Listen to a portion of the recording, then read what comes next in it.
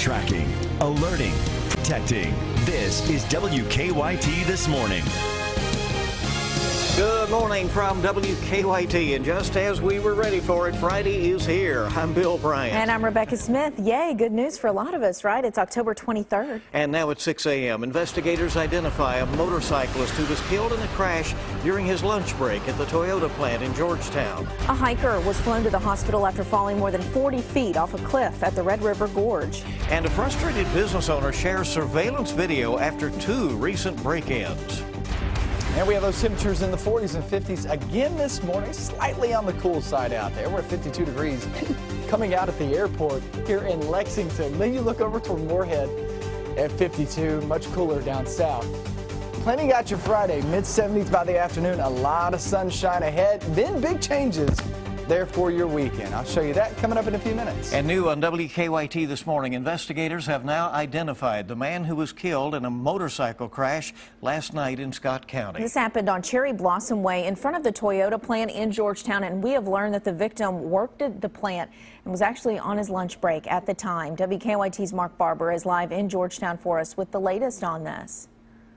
Investigators say that the crash happened when a SUV was turning into Toyota and hit the motorcycle driver. We're told that the crash happened around 9:50 last night and killed a father. We're told that the motorcycle driver, the man who died, 33-year-old Robert Griffin Jr., was from London. We're told he was a contractor working for Toyota.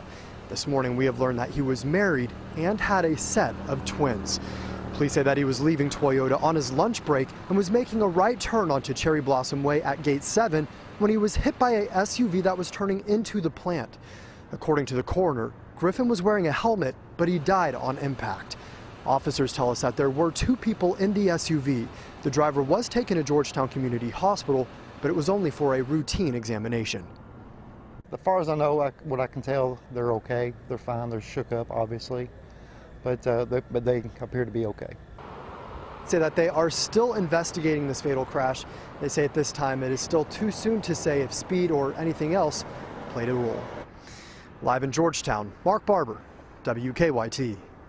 Mark, thank you very much. New details this morning about a deadly officer-involved shooting in Knott County. Investigators say they went to Neely Creek Road in the Pine Top community for the report of a man walking in the road with a gun and threatening to kill people. And while talking to that man, state police say he threatened to kill the trooper. And when he made an aggressive move, that trooper shot the man. He died at the scene, and his name has not been released yet. State police did not say if he had a gun. 2 troopers are on standard administrative leave. New this morning, Lexington police are looking for a gunman after a violent early morning robbery. Police say a man was shot just after 3 this morning in a parking lot on Georgetown Street at Bright Avenue. The victim then drove to the Shell gas station on Newtown Pike. Police say the shooting was likely the result of a drug deal gone bad. They say the victim is cooperating. Police say the suspect was seen wearing a maroon hoodie and has a tattoo on his face. A tough night for search and rescue crews after a hiker fell more than 40 feet off of a cliff at the Red River Gorge. It's like falling 4 stories. It happened near the Osborne Bend Trail in Menifee County. Only WKYT News was there for the dangerous rescue. WKYT's Michelle Chamberlain is at our live desk now with details on the hiker's condition and more. Good morning. Good morning, Bill. Rescuers say they were able to save a man who fell more than 4 stories, like you said, at the Red River Gorge last night. Search and rescue teams from Powell, Menifee, and Wolfe counties say the dangerous rescue happened after a 24-year-old man fell more than 40 feet from Eagles Point Buttress in Menifee County. Here's video of the rescuers bringing that man to safety.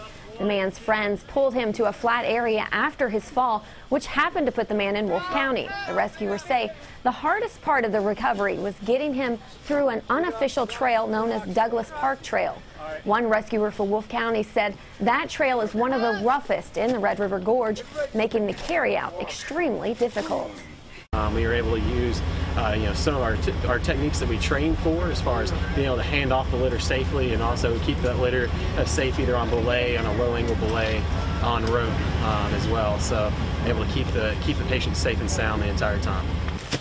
We will hear more from that rescuer at 6:30 as he tells us about the challenges of getting the man out of that trail. And in good news, rescuers say when they found the man, he had significant injuries but was stable. At the live desk, Michelle Chamberlain, WKYT. Right, we'll certainly hope he improves, and we thank you very much for the report, Michelle. Twice in the last week, someone has broken into a Lexington business, but now managers are hoping that newly released surveillance video will lead to an arrest. Take a look here. The video shows a burglary that happened at Bluegrass Home Entertainment. The burglar threw a piece of concrete right through the glass door, then went in and left out carrying a TV. A similar burglary happened last Wednesday. In that case, the burglar also got away with a large TV. Police are investigating robberies at 2 Lexington businesses. The first happened last night at Lee's Chicken off Russell Cave Road. Police say a man with a knife robbed the store of cash, and about 30 minutes later, police say 2 men armed with a gun robbed the Marathon gas station on East 3rd Street. Police do not think those 2 crimes are connected. Well, police are trying to track down an escaped inmate in eastern Kentucky. The Floyd County jailer says that Caleb Sloan escaped while being transported from court. Investigators say he was last seen running towards the Town Branch Bridge in Prestonsburg. They say he was in jail on rape, sodomy, and sexual abuse charges. Sloan lived in the Allen area of Floyd County. A man is charged with assault for the brutal beating of an elderly. Here we go. A man is charged with assault for the brutal beating of an elderly man in Wolfe County. State police say Daniel Strange beat his girlfriend's father, 79-year-old William Turner. They say they later caught Strange and his girlfriend, Amanda Talby, after a chase in Powell County. They were driving the victim's truck at the time. Strange and Talby are facing several other charges. Church leaders in Mason County are now asking for help after 5 people, including a mother and 3 of her children, died in a horrible fire there. Since the tragedy, donations have been pouring in. More than 24 people who lived in the apartments there where the fire started, though, are still without a place to live. Churches in the area say they need gift cards and gas cards, and we have ways you can donate at WKYT.com. 6:07 now on WKYT this morning. It appears that a badly needed new high school over in Scott County won't be opening up as soon as first thought. 2 plans for the proposed Great Crossing High School did not get enough votes to pass the Scott County Board of Education. Some had concerns about the plans that included a report the school would not have enough money for sports when it first opened. The team contracted to build the school says that because the board missed its chance to make a decision last night, the school won't be open for classes next August. The board's next work session is scheduled for November 5th.